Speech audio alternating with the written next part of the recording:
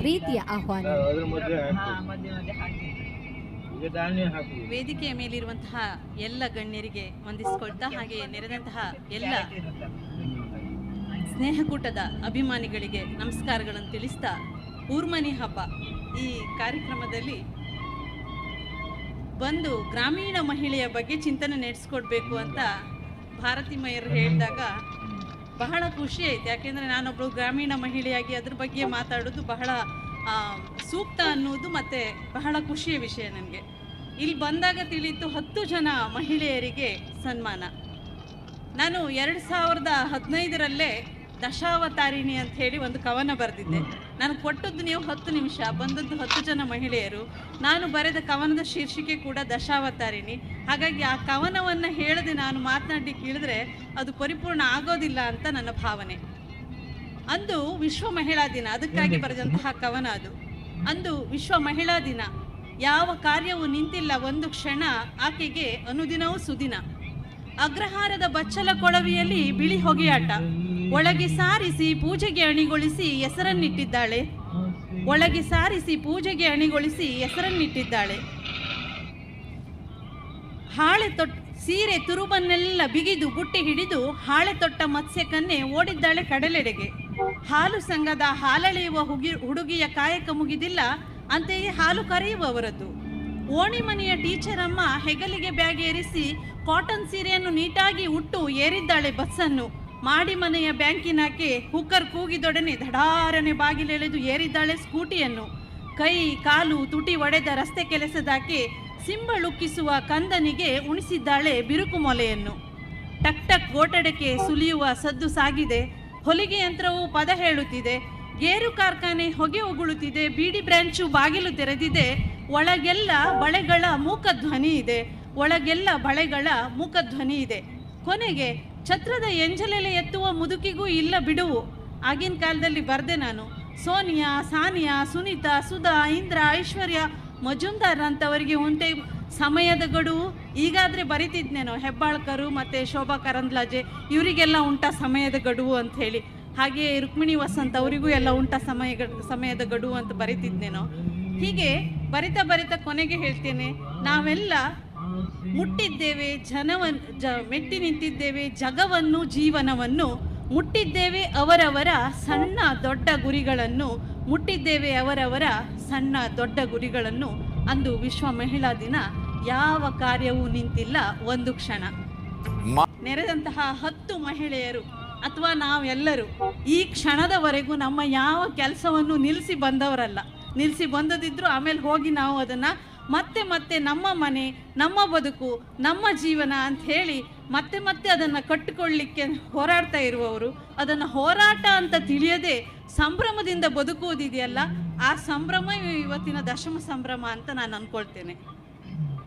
ಹಾಗಾಗಿ ದಶಮ ಸಂಭ್ರಮ ಆಚರಿಸಿರುವಂತಹ ಈ ಸ್ನೇಹಕೂಟ ಮಣ್ಣೂರಿನ ಎಲ್ಲ ಮಹಿಳೆಯರಿಗೆ ಮಗದೊಮ್ಮೆ ಅಭಿನಂದನೆಗಳನ್ನು ಸಲ್ಲಿಸ್ತಾ, ಗ್ರಾಮೀಣ ಮಹಿಳೆಯ ಬದುಕು ಇವತ್ತು ಹಳ್ಳಿಯ ಬದುಕಾಗಿ ಉಳಿದಿದೆಯಾ ಅನ್ನುವಂತಹ ಒಂದು ದೊಡ್ಡ ಪ್ರಶ್ನೆ ನಮ್ಮ ಮುಂದೆ ಇದೆ. ಏನನ್ನಿಸ್ತದೋ ನಿಮ್ಗೆ ಗೊತ್ತಿಲ್ಲ. ನೀವು ಕರಾವಳಿಯವರು, ನಿಮಗೆ ಇಲ್ಲಿ ಅಷ್ಟೊಂದು ಕಾಡುಗಳಿಲ್ಲ, ಅಷ್ಟೊಂದು ಗುಡ್ಡಗಾಡುಗಳು ಇಲ್ಲ. ನೀವು ಮಲೆನಾಡು ತಪ್ಪಲು ಅಥವಾ ಪಶ್ಚಿಮ ಘಟ್ಟದ ತಪ್ಪಲು ನಮ್ಮವರು ಕಮಲಶಿಲೆ ಹಳ್ಳಿ ಹೊಳೆಗೆ ಬಂದರೆ ನಿಜವಾದ ಗ್ರಾಮೀಣ ಬದುಕು ಹೇಗಿದೆ, ಅಲ್ಲಿ ಯಾವ ಸ್ತರದ ಜನರು ಹೇಗೆ ಬದುಕನ್ನು ನಡೆಸ್ಕೊಂಡು ಹೋಗ್ತಾ ಇದ್ದಾರೆ, ಮಹಿಳೆಯರು ಪಡುವ ಪಡಿಪಾಟಿಲು ಎಂಥದ್ದು ಅಂತ ಕರೆಕ್ಟಾಗಿ ಗೊತ್ತಾಗುತ್ತೆ. ಯಾಕೆಂದರೆ ನಿಮ್ಗೆ ಇಲ್ಲಿ NH ಸೈಡಲ್ಲಿದ್ದೀರಿ ನೀವು. ಡಾಕ್ಟ್ರು ಹೇಳಿದ ಹಾಗೆ ಒಂದು ಒಳ್ಳೆಯ ಒಂದು ಸಾಂಸ್ಕೃತಿಕ ಕಾರ್ಯಕ್ರಮ ಸವಿಬೇಕಂದ್ರೆ ನಮ್ಮ ಹಳ್ಳಿ ಹೊಳೆಯವರು, ನನ್ನಂಥವರು ಅಭಿರುಚಿ ಇರುವವರು ನಾವು ಅಲ್ಲಿಂದ ಇಲ್ಲಿಗೆ ಓಡಿ ಬರ್ಬೇಕು ಸರ್. ನಮ್ಗೆ ಅಲ್ಲಿ ಸಿಗೋದಿಲ್ಲ. ಹೆಚ್ಚಂದರೆ ಸಿದ್ದಾಪುರದಲ್ಲಿ ಒಂದು ಶಾಲಾ ವಾರ್ಷಿಕೋತ್ಸವ ಸಿಗ್ಬೋದು ನಿಮಗೆ. ಅದರಿಂದ ಈಚೆ ಕೋಟೇಶ್ವರಕ್ಕೋ ಕುಂದಾಪುರಕ್ಕೋ ನಾವು ಒಳ್ಳೆಯ ಸಾಂಸ್ಕೃತಿಕ ಕಾರ್ಯಕ್ರಮವನ್ನು ಸವಿಲಿಕ್ಕಾಗಿ ಬರಬೇಕಾಗತ್ತೆ. ಅಂದರೆ ನೀವೆಲ್ಲ ಪುಣ್ಯಾತ್ಮರಿದ್ದೀರಿ ಅಂತ ನಾನು ಹೇಳುವುದು. ನಿಮ್ಮ ಬದುಕು ಗ್ರಾಮ ಮತ್ತು ಪಟ್ಟಣಗಳ ನಡುವೆ ನೀವು ಅರೆವಾಸಿಗಳಾಗಿದ್ದೀರಿ. ನಾವು ನಿಜವಾಗಿ ಗ್ರಾಮೀಣ ಬದುಕನ್ನೇ ಬದುಕ್ತಾ ಇದ್ದೇವೆ. ಆದರೆ ನಮ್ಮಲ್ಲಿ ಏನು ಹೆಚ್ಚುಗಾರಿಕೆ ಆಗಿದೆ ಅಂತ ಹೇಳಿದರೆ, ಇಂದಿನ ತಲೆಮಾರಿಗೆ ವಿದ್ಯೆಯ ಅವಶ್ಯಕತೆ ಇದೆ ಅಂತ ಹೇಳಿ ಎಲ್ಲ ನಾವು ಗ್ರಾಮದ ಮಹಿಳೆಯರು ಏನು ಮಾಡ್ತೇವೆ, ನಮ್ಮ ಮಕ್ಕಳನ್ನು ಪಟ್ಟಣಗಳತ್ತ ಮುಖ ಮಾಡಿ ಕಳಿಸ್ಕೊಟ್ಬಿಟ್ಟಿದ್ದೇವೆ. ನಾವೀಗ ಮನೆಯಲ್ಲೆಲ್ಲ ವೃದ್ಧಾಶ್ರಮದಂತೆ ಬದುಕ್ತಾ ಇದ್ದೇವೆ. ಮನೇಲಿ ಗಂಡ ಹೆಂಡತಿ ಇಬ್ಬರೇ, ಎಲ್ಲ ಸ್ತರದಲ್ಲೂ. ನಮ್ಮ ಗ್ರಾಮಗಳಲ್ಲಿ, ಹಳ್ಳಿಗಳಲ್ಲಿ ಮುಖ್ಯವಾಗಿ ನಾನು 3 ಸ್ತರದ ಜನಗಳನ್ನು ಗುರುತಿಸ್ತೇವೆ. ದಿನದ ಹೊಟ್ಟೆಪಾಡಿಗಾಗಿ ಅವರು ಬದುಕುವವರು, ಕೂಲಿ ನಾಲಿ ಮಾಡುವವರು. ಎರಡನೇದಾಗಿ ಸ್ವಲ್ಪ ತೋಟ ಇದೆ, ಅವ್ರ ಬದುಕನ್ನು ಅವ್ರು ಮಾಡ್ಕೊಂಡು ಹೋಗ್ಬೋದು, ಆ ಥರದವರು.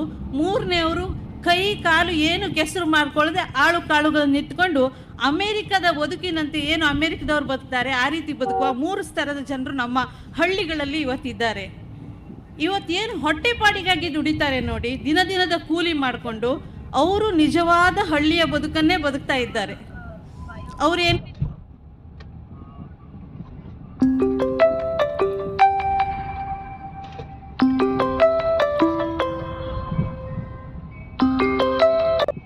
ಇದ್ರು ಸರ್ಕಾರಿ ಶಾಲೆಗೆ ಅವರ ಮಕ್ಕಳನ್ನು ಕಳಿಸ್ಕೊಂಡು ಅಥವಾ ಗೇರು ಕಾರ್ಖಾನೆಗೆ ಅವರ ದಿನದ ದುಡಿಮೆಗಾಗಿ ಹೋಗ್ಕೊಂಡು ಅಲ್ಲಿನ ಮಹಿಳೆಯರು ಇನ್ನೇನೋ ಒಂದಿಷ್ಟು ಪುಡಿಕಾಸಿನ ಕೆಲಸಗಳನ್ನು ಮಾಡಿಕೊಂಡು ಧರ್ಮಸ್ಥಳ ಸಂಘದ್ದು ಇನ್ನೊಂದು ಬ್ಯಾಂಕಿದ್ದು ಲೋನ್ ಮಾಡಿಕೊಂಡು ಅವರು ದಿನದ ಹೊಟ್ಟೆಯ ಪಾಡಿಗಾಗಿ ಕುಡುಕ ಗಂಡನನ್ನು ಸಹಿಸಿಕೊಂಡು ಬದುಕುವ ಒಂದು ಚಿತ್ರಣ ಹಳ್ಳಿಗಳಲ್ಲಿದ್ದರೆ, ಇನ್ನೊಂದು ಚಿತ್ರಣ ಅವ್ರ ಮನೆ ಕೆಲಸವನ್ನು ಅವರೇ ಮಾಡ್ಕೊಳ್ಳೋದು. ನಮ್ಮ ತೋಟ ಸಣ್ಣದೇ ಆದರೂ ಅರ್ಧ ಎಕರೆ ತೋಟದಲ್ಲಿ ಎಷ್ಟು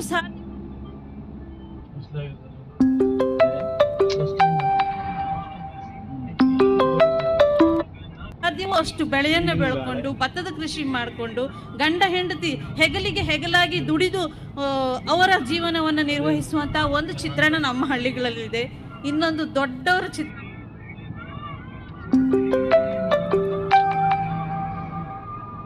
ನಾನು ಹೇಳಿದ್ನಲ್ಲ, ಅದು ಏನಂತ ಹೇಳಿದ್ರೆ ಶ್ರೀಮಂತಿಕೆಯ ಪ್ರದರ್ಶನದ, ಅಂದ್ರೆ ದೊಡ್ಡ ದೊಡ್ಡ ಲ್ಯಾಂಡ್ ಲಾರ್ಡ್ಸ್ ಅಂತ ನಾವು ಕರಿತೇವೆ ಹಳ್ಳಿಯಲ್ಲಿ ಅವರನ್ನ.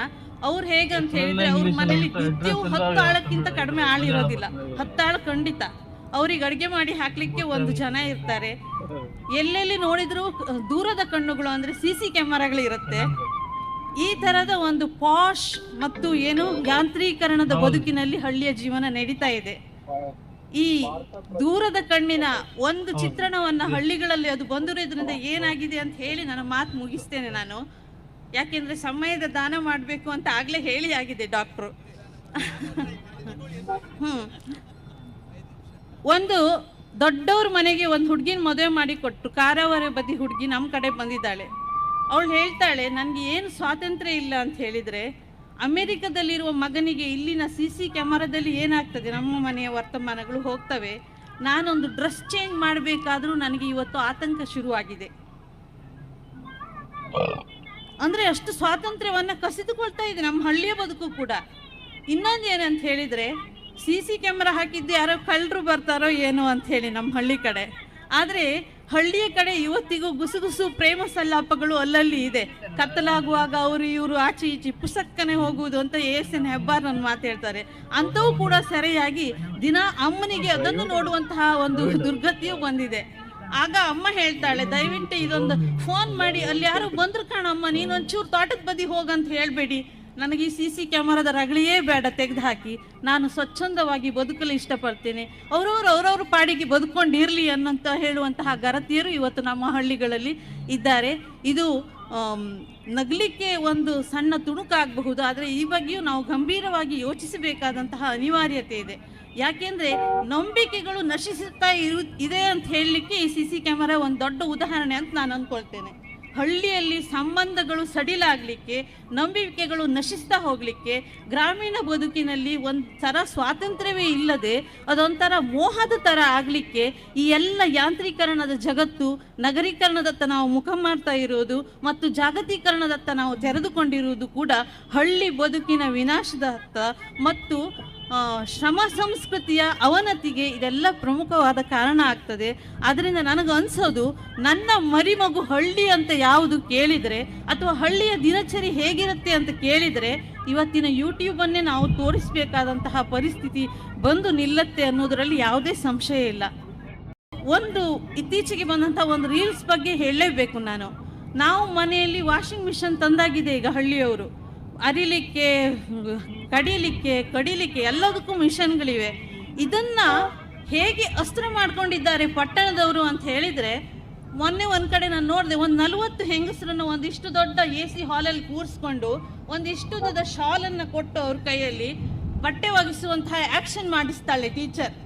ಆಮೇಲೆ ಮಜ್ಜಿಗೆ ಕಡಿಯುವಂಥ ಆ್ಯಕ್ಷನ್ ಮಾಡಿಸ್ತಾಳೆ. ಆಮೇಲೆ ಏನು ಬಟ್ಟೆ ಹೀಗೆ ಕುಕ್ಕೋದು, ಒಲೆ ಊರ್ಸೋದು, ದನ ಕರಿಯೋದು, ಕೂರ್ಸೋದು, ನಿಲ್ಲಿಸೋದು, ನಾವು ಏನು ದೈನಂದಿನ ಕೆಲಸ ಮಾಡ್ತೇವೆ ಹಳ್ಳಿ ಮಹಿಳೆಯರು, ಅದನ್ನೆಲ್ಲ ಅವಳು ಎಕ್ಸಸೈಸ್ ರೂಪದಲ್ಲಿ ಮಾಡಿ ಹಣ ಗಳಿಸ್ತಾ ಇದ್ದಾಳೆ. ನಮ್ಮ ಸಂಸ್ಕೃತಿ ಅಥವಾ ನಮ್ಮ ಶ್ರಮ ಸಂಸ್ಕೃತಿ ಅವರ ಹಣಗಳಿಕೆಯ ಒಂದು ಅಸ್ತ್ರ ಆಗಿದೆ ಅಂತ ಹೇಳಿದರೆ ಅದು ಎಷ್ಟು ನಾಶದತ್ತ ಹೋಗಿದೆ ಮತ್ತು ನಾವು ಎಷ್ಟು ಉದಾಸೀನದವರಾಗಿದ್ದೇವೆ ನಾವು ಮಹಿಳೆಯರು ಅಥವಾ ನಮ್ಮ ಸಮಾಜವೋ ಅನ್ನೋದೊಂದು ದೊಡ್ಡ ಪ್ರಶ್ನೆಯಾಗಿ ನಮ್ಗೆ ನಿಲ್ಲುತ್ತೆ. ಇದನ್ನು ನಾವು ಚಂದ ಮಾಡಿ ಕೂತ್ಕೊಂಡು ರೀಲ್ಸಲ್ಲಿ ನೋಡ್ತಾ ಇದ್ದೇನೆ, ನನಗೆ ಆಶ್ಚರ್ಯ ಆಯಿತು, ಎಲ್ಲ ಕಥೆಯ ಎಲ್ಲಿಗೆ ಬಂದು ನಿಲ್ತು ನಮ್ಮ ಕಾಲ ಅಂಥೇಳಿ. ಈ ಥರ ಆದರೆ ಇನ್ನು ಬಟ್ಟೆ ಒಗೆಯೋದಾಗಲಿ, ಪಾತ್ರೆ ತೊಳೆಯಲಿಕ್ಕೂ ಮಿಷನ್ ಬಂದಿದೆ ಇವತ್ತು, ಹಳ್ಳಿಗಳಲ್ಲೂ ಕಡು ಬಂದಿದೆ ಅನ್ನೋದು. ಹಾಗೆ ನನಗೆ ಇವರು ಗ್ರಾಮೀಣ ಮಹಿಳೆಯ ಚಿತ್ರಣ ಕೊಡಿ ಅಂತ ಹೇಳಿದಾಗ ಇನ್ನು ಮುಂದೆ ಕೊಂಡೆ ಅಂದರೆ ಅಂತ, ಕೈ ಅಂದರೆ ಅಂತ, ತಿರಿ ಅಂದರೆ ಅಂತ, ಮಜ್ಜಿಗೆ ಕಡುದಂದ್ರೆ ಅಂತ, ಕಡುದಂದ್ರೆ ಅಂತ, ಕಡು ಕಲ್ಲಂದ್ರೆ ಅಂತ ಕೇಳುವಂಥ ಪರಿಸ್ಥಿತಿ ಖಂಡಿತ ಬರುತ್ತೆ. ಪ್ರಭಾಕರ್ ಕಾರಂತ ಅಂತ ಒಬ್ಬ ಉತ್ಕೃಷ್ಟ ಲೇಖಕರು ಒಂದು ಬರೀತಾರೆ, ನನ್ನ ಮನೆಯ ಆ್ಯಂಟಿಕ್ ಪೀಸ್ ಆಗಿ ನನ್ನ ಮನೆಯ ಕಡಿಯುವ ಕಲ್ಲು ಹಿತ್ತರಲ್ಲಿ ಹೋಗಿ ಬೀಳುತ್ತೆ. 20 ವರ್ಷ ಬಿಟ್ಟು ಅಮೇರಿಕದಿಂದ ನನ್ನ ಮೊಮ್ಮಗ ಅಧ್ಯಯನಕ್ಕಾಗಿ ಬರ್ತಾನೆ. ಬಂದಾಗ ಅವನು ಹಿತ್ತಲಿನ ಬಿಂಬಳಿ ಮರದ ಕೆಳಗಿರುವ ಆ ಕಡಿಯುವ ಕಲ್ಲನ್ನು ಫೋಟೋ ತೆಕ್ಕೊಂಡು ಹೋಗಿ ಒಂದು ಹಿಸ್ಟ್ರಿ ಬರಿತಾನೆ. ಇದು ನನ್ನ ಅಜ್ಜಿಯ ಕಾಲದಲ್ಲಿ ಇಂಥವರು ತಂದಂತಹ ಅರಿಯುವ ಕಲ್ಲು, ಇದಕ್ಕೆ ಅರಿಯುವ ಕಲ್ಲು ಅಂತ ಕರೀತಿದ್ರು. ಇದು ಇಂತಿಷ್ಟು ಅಗಲ ಇದೆ, ಇಂತಿಷ್ಟು ಉದ್ದ ಇದೆ, ಇಂತಿಷ್ಟು ಭಾರವಾಗಿದೆ, ಇದನ್ನು ಇಂತಹ ಕಾಲದಲ್ಲಿ ಯಾರೋ ಒಬ್ಬ ಶಿಲ್ಪಿ ಮಾಡಿರಬಹುದು. ಈ ಥರ ಒಂದು ಹಿಸ್ಟ್ರಿ ಬರೆದು ಅವನೊಂದು ಅವಾರ್ಡ್ ಗಿಟ್ಟಿಸುವಂತಹ ಕಾಲ ಬರುತ್ತೆ. ಇದನ್ನು ನಾನು ಓದುವಾಗ ನನ್ನ ಕಣ್ಣಂಚಲ್ಲಿ ನೀರು ಬಂತು. ಯಾಕಂದರೆ ನನ್ನ ಅತ್ತೆ ಉಪಯೋಗಿಸಿದಂತಹ ಕಡಿಯುವ ಕಲ್ಲು ಆನಂದ್ ಸಿ ಕುಂದರ್ ಅವರು ಒಂದ್ಸತಿ ಮಾತಾಡ್ತಾ ನನಗೆ ಹೇಳಿದ ನೆನಪಾಗುತ್ತೆ. ಒಂದು ಸೇರು ಕಡುಕಲ್ಲಿಗೆ ಒಂದು ಸೇರು ಉದ್ದ ಹಾಕಿ 3 ಜನ ಕೂತ್ಕೊಂಡು ಕಡುವಷ್ಟು ದೊಡ್ಡ ಕಡುಕಲ್ಲು ನಮ್ಮ ಮನೆಗೆ 30 ಜನ ಇದ್ದಿದ್ರು ಅಗಲಿಕೆ ಅಂತೇಳಿ. ಇವತ್ತು 3 ಜನಕ್ಕೂ ನಾವು ಕಡಿಯೋಕೆ ರೆಡಿ ಇಲ್ಲ. ಒಂದಿನ ಕರೆಂಟ್ ಹೋದರೆ ನಾವು ಹಳ್ಳಿಯ ಮಹಿಳೆಯರು ಏನು ಮಾಡ್ತೇವೆ ಅಂತ ಹೇಳಿದರೆ ಉಪ್ಪಿನ ಹೊಡಿ ಕುಟ್ಕೊಂಡು ಗಂಜಿ ಮಾಡ್ಕೊಂಡು ಉಮ್ದಾರು ಒಡ್ಡಿಲ್ಲ, ಕಡುಕಲ್ಲಿ ಮುಟ್ಟೋದಿಲ್ಲ. ಇನ್ನೊಂದು ಸಣ್ಣ ಆಹಾರ ಸಂಸ್ಕೃತಿ ಹೇಗೆ ಅವನತಿಯತ್ತ ಹೋಗ್ತಾ ಇದೆ ಅಂತ ಹೇಳ್ತೇನೆ. ನನ್ನ ಗೆಳತಿ ಒಬ್ಬಳು ಟೀಚರ್ ಇದ್ದಾಳೆ. ವಾರಕ್ಕೊಂದ್ಸರಿ ತರಕಾರಿ ತರ್ತಾರೆ. ನಾವು ತರಕಾರಿ ಎಲ್ಲ ತರೋದು ಕೈದು ಮಾಡಿ ಆಯ್ತು, ಹಳ್ಳಿಯವ್ರಿಗೆ ಬೆಳೆಯೋದೆಲ್ಲ ಕೈದು ಮಾಡಿ ಆಯ್ತು, ತರಕಾರಿ ತರ್ತೇವೆ. ವಾರಕ್ಕೊಂದ್ಸರಿ ತಂದ ತರಕಾರಿ ಅಲಸಂಡೆ ತಂದದ್ದನ್ನು ಚಂದ ಮಾಡಿ ತೊಳೆದು ಇದು ಪಲ್ಯಕ್ಕೆ ಅಂತ ಕೊಚ್ಚಿ ಅದನ್ನು ಚಂದ ಮಾಡಿ ಒಂದು ಕಂಟೈನರಲ್ಲಿ ಹಾಕಿ ಫ್ರಿಜ್ಜಲ್ಲಿ ಇಡ್ತಾಳೆ.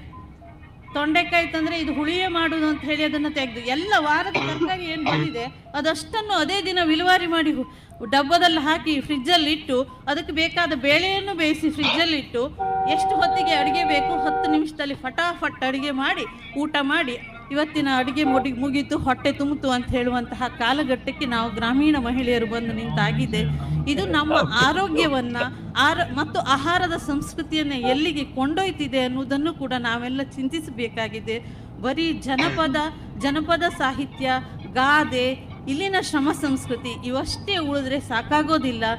ಮುಖ್ಯವಾಗಿ ಮಹಿಳೆಯರು ಅವರ ಮನೆಗಳಿಗಾಗಿ, ಅವರ ದೇಹಕ್ಕಾಗಿ ಫ್ರೆಶ್ ಆದಂತಹ ಆಹಾರವನ್ನಾದರೂ ತಯಾರಿಸಿಕೊಳ್ಳುವಂತಹ ಒಂದು ಮನೋಭಾವವನ್ನು ನಾವು ಇಟ್ಕೊಳ್ಬೇಕಾದಂತಹ ಅನಿವಾರ್ಯತೆ ಇದೆ. ಯಾಕೆಂದರೆ ನಾವು ಇಲ್ಲದಿದ್ದರೆ ನಾವೆಲ್ಲರೂ ಕೂಡ ಹಳ್ಳಿಯವರು ಈಗಲೇ ಹೇಳೋಕೆ ಶುರು ಮಾಡಿ ಆಗಿದೆ. ನಾವು ಕುಂದಾಪುರದಲ್ಲಿ ವೆಂಕಟಲಕ್ಷ್ಮಿ ಟವರಲ್ಲಿ ನಾವು ಇಬ್ಬರು ಒಂದು ಬದುಕಿನ ಮುತ್ಸಂಜೆ ಸಮಯದಲ್ಲಿ ಒಂದು ಫ್ಲ್ಯಾಟಲ್ಲಿ ಒಂದು ರೂಮ್ ತೆಗೆದು ಕಾದಿರಿಸ್ಕೊಳ್ಳೋಣ. ಯಾಕೆಂದರೆ ಒಂದು ಡಾಕ್ಟ್ರ್ ಬೇಕಂದ್ರೂ ನಮ್ಮ ಹಳ್ಳಿಯಲ್ಲಿ ಸಿಗೋದಿಲ್ಲ. ಸದ್ಯಕ್ಕೆ ಒಂದು ಉಸಿರು ನಿಲ್ಸ್ಕೊಳಕ್ಕಾದ್ರೆ ಅಲ್ಲೊಂದು ರೂಮ್ ಆದರೂ ಇದ್ದರೆ ಸಾಧ್ಯ ಆಗುತ್ತೆ ಅಂಥೇಳಿ ಈ ಚಿತ್ರಣ ಇವತ್ತು ಬದುಕಿನಲ್ಲಿ ಮತ್ತು ಮುಖ್ಯವಾಗಿ ಹಳ್ಳಿಗಳಲ್ಲಿ ಬಂದಾಗಿದೆ. ಹಾಗಾಗಿ ಎಲ್ಲರಲ್ಲಿ ಕೇಳೋದು ಇಷ್ಟೇ, ನಿಮ್ಮ ಮಕ್ಕಳಿಗೆ ನಿಮ್ಮ ಮನೆಯಲ್ಲಿರುವಂತಹ ಏನು ಆ್ಯಂಟಿಕ್ ಪೀಸ್ಗಳಿದೆ, ನಾನು ಹೇಳೋದು ವಜ್ರ ವೈಡೂರ್ಯ ಚಿನ್ನ ಇದು ಎಲ್ಲ ಅಲ್ಲ, ನಿಮ್ಮ ಅಜ್ಜಿ ಸೀರೆ ಅಲ್ಲ, ನಿಮ್ಮ ಮನೆಯಲ್ಲಿರುವಂತಹ ಕಡಿಯು ಕಲ್ಲಿರಬಹುದು, ಕಡ್ಗೋಲಿರಬಹುದು, ಬೀಸುವ ಕಲ್ಲಿರಬಹುದು, ಇವೆಲ್ಲ ಏನು, ಯಾಕೆ, ಎತ್ತ ಅನ್ನೋದ್ರ ಬಗ್ಗೆ ಹೇಳ್ಕೊಡಿ.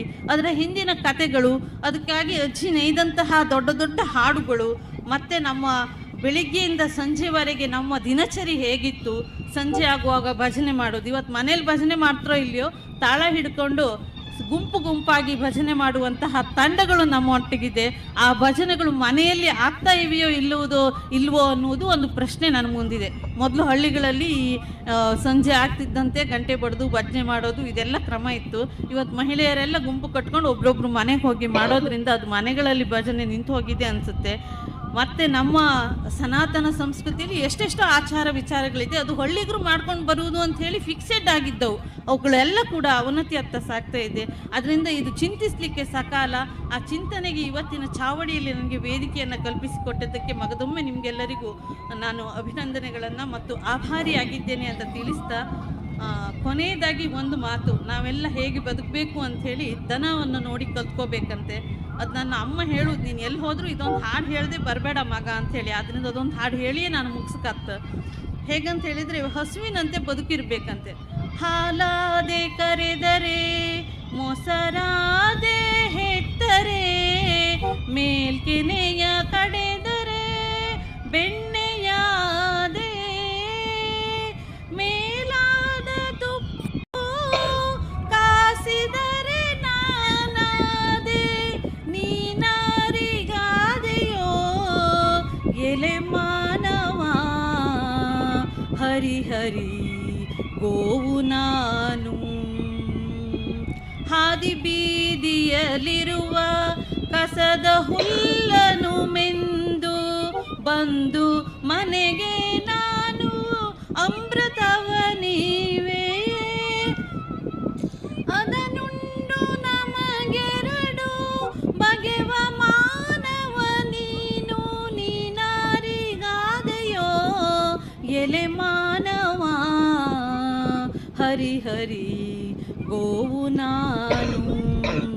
ಒಂದು ಸೇವಾ ಮನೋಭಾವ ಬೇಕು.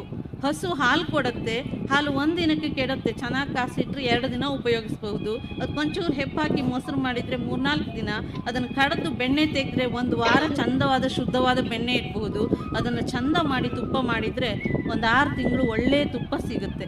ತುಪ್ಪ ಬರೀ ಹೊಟ್ಟೆಗೆ ಮಾತ್ರ, ಆರೋಗ್ಯಕ್ಕೆ ಮಾತ್ರ ಅಲ್ಲ, ಒಳ್ಳೆಯ ತುಪ್ಪವು ಆ ಪರಮಾತ್ಮನಿಗೆ ದೀಪ ಬೆಳಗಲಿಕ್ಕೆ, ಒಳ್ಳೆಯ ಒಂದು ಯಾಗ ಯಜ್ಞಾದಿಗಳಿಗೆ ಹವಿಸ್ ಹಾಕಲಿಕ್ಕೆ, ಒಳ್ಳೆಯ ಔಷಧವಾಗಿಯೂ ಕೆಲಸ ಮಾಡುತ್ತೆ. ನಾವು ನಮ್ಮ ವ್ಯಕ್ತಿತ್ವವನ್ನು ಹೇಗೆ ರೂಪಿಸ್ಕೊಳ್ಬೇಕಂದ್ರೆ, ಈ ಹಾಲಿನಂತೆ, ಮೊಸರಿನಂತೆ, ಬೆಣ್ಣೆಯಂತೆ, ತುಪ್ಪದಂತೆ ಈ ರೀತಿ ನಮ್ಮ ಶ್ರಮ ಸಂಸ್ಕೃತಿಯನ್ನು ಆದಷ್ಟು ದುಡಿಸಿಕೊಂಡು ನಮ್ಮ ಆರೋಗ್ಯವನ್ನು ಚೆನ್ನಾಗಿಟ್ಟುಕೊಂಡು ಸಮಾಜವನ್ನು ಆರೋಗ್ಯದತ್ತ ಮುಖವಾಗುವಂತೆ ನಾವೆಲ್ಲ ಸೇವೆ ಸಲ್ಲಿಸುವವರಾಗೋಣ ಅಂತ ಹೇಳ್ತಾ, ಈ ಸೇವಾ ಕೆಲಸಗಳನ್ನು ಹೇಗೆ ಮಾಡಬೇಕು ಅಂತ ತೋರಿಸಿಕೊಟ್ಟಂತಹ ಸ್ನೇಹಕೂಟದವರಿಗೆ ನಾನು ಶಿರವಾಗಿ ನಮಿಸ್ತಾ, ನಿಮಗೆಲ್ಲರಿಗೂ ವಂದಿಸ್ತಾ ನನ್ನ ಮಾತು ಮುಗಿಸ್ತೇನೆ. ನಮಸ್ಕಾರ.